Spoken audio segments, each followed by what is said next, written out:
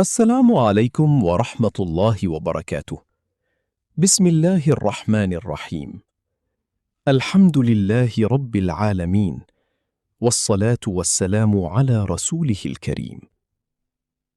পরম করুণাময় আল্লাহর নামে শুরু করছি। সমস্ত প্রশংসা আল্লাহর জন্য, আর শান্তি ও রহমত বর্ষিত হোক মুহাম্মদ সাল্লাল্লাহু আলাইহি ওয়াসাল্লামের উপর। প্রিয় দর্শক, আপনাদের সবাইকে স্বাগতম আমার ইসলামিক চ্যানেলে। হে আমার প্রাণপ্রিয় মুসলিম ভাই ও বোনেরা, আপনারা সকলে কেমন আছেন?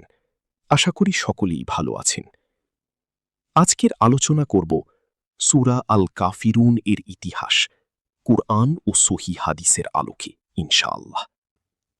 সূরার পরিচয়। সূরা আল কাফিরুন পবিত্র কুরআনের ১০৯তম সূরা। এটি একটি মাক্কি সূরা এবং এতে মোট ৬টি আয়াত রয়েছে। এই সূরায় ইসলামের তাওহীদের ঘোষণা এবং কুফর ও শিরকের সাথে আপোষহীন অবস্থান স্পষ্টভাবে তুলে ধরা হয়েছে। সূরা আল কাফিরুন নাজিলের পটভূমি। মক্কার কুরাইশ নেতারা চেয়েছিল মুহাম্মদ সাল্লাল্লাহু আলাইহি ওয়াসাল্লাম যেন তাদের মূর্তি পূজার সাথে কিছুটা আপোষ করেন। তারা প্রস্তাব দেয় ১ বছর তারা আল্লাহর ইবাদত করবে, আর ১ বছর রাসূল সাল্লাল্লাহু আলাইহি ওয়াসাল্লাম তাদের দেবতাদের উপাসনা করবেন। তাদের উদ্দেশ্য ছিল ইসলামের দাওয়াতকে দুর্বল করা এবং তাওহীদের আদর্শে আপোষ করানো। তখন আল্লাহ তাআলা সূরা আল কাফিরুন নাজিল করেন।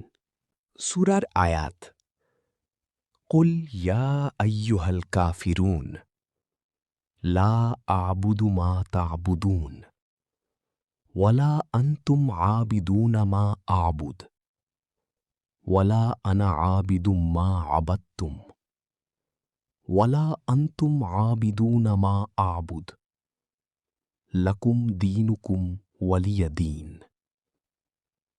অর্থ: বলুন, হে কাফিররা, আমি তার ইবাদত করি না যার ইবাদত তোমরা করো, আর তোমরাও তাঁর ইবাদতকারী নও যার ইবাদত আমি করি, এবং আমি কখনো তাঁর ইবাদতকারী নই যার ইবাদত তোমরা করেছ, আর তোমরাও তাঁর ইবাদতকারী নও যার ইবাদত আমি করি।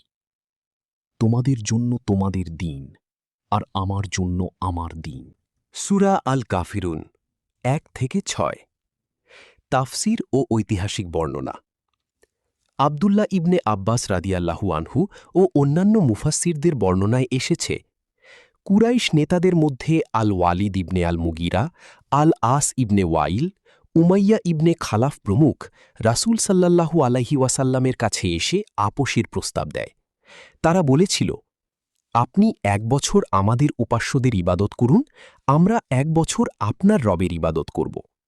এর জবাবে এই সূরা নাজিল হয়। এই ঘটনা তাফসীর গ্রন্থসমূহে উল্লেখ আছে, যেমন তাফসীর ইবনে কাসির, তাফসীর আল তবারি, সাহিহ মুসলিম। সূরা আল কাফিরুনের মূল শিক্ষা: ১. তাওহীদের ব্যাপারে কোনো আপোষ নেই। ইসলামের শিরক ও মূর্তি পূজার সাথে সমঝোতার সুযোগ নেই। ২. ধর্মীয় স্বাধীনতার ঘোষণা। তোমাদের জন্য তোমাদের দিন, আমার জন্য আমার দিন। এখানে জোরপূর্বক ধর্ম চাপিয়ে না দেওয়ার নীতি ফুটে উঠেছে।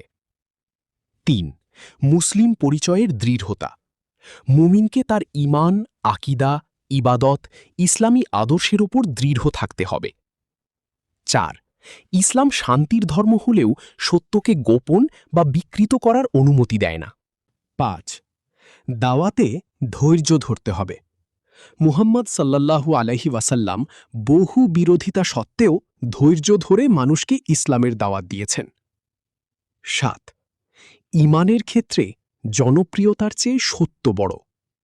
মানুষ খুশি হবে কিনা সেটি নয়, আল্লাহ সন্তুষ্ট কিনা সেটিই একজন মুমিনের প্রধান চিন্তা হওয়া উচিত।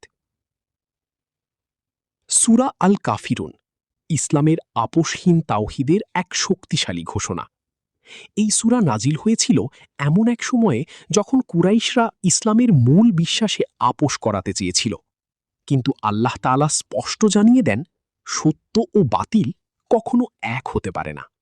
তাহলে সূরা আল কাফিরুন আমাদের শেখায় একমাত্র আল্লাহর ইবাদত করতে, শিরক থেকে দূরে থাকতে, ইসলামের আদর্শে দৃঢ় থাকতে, মিথ্যার সাথে কখনো আপোষ না করতে। এটি শুধু একটি সূরা নয়, বরং একজন মুমিনের বিশ্বাস ও আত্মপরিচয়ের শক্তিশালী ঘোষণা। দুনিয়ার ব্যস্ততায় আমরা অনেক সময় আল্লাহকে ভুলে যাই, কিন্তু কুরআন ও সুন্নাহই পারে আমাদের জীবন বদলে দিতে। তাই আসুন আমরা সূরা আল কাফিরুন বুঝে পড়ি, নিজে আমল করি এবং অন্যদের কাছেও পৌঁছে দিই। ভিডিওটি ভালো লাগলে লাইক, কমেন্ট ও শেয়ার করুন এবং সাবস্ক্রাইব না করা থাকলে সাবস্ক্রাইব করে নিন। ইসলাম প্রচারের মাধ্যমে আপনিও অশেষ নেকির অধিকারী হন। আল্লাহ আমাদের সকলকেই ইসলাম প্রচার করা ও মেনে চলার তৌফিক দান করুক। আমিন। আসসালামু আলাইকুম ওয়া রাহমাতুল্লাহি ওয়া বারাকাতুহু।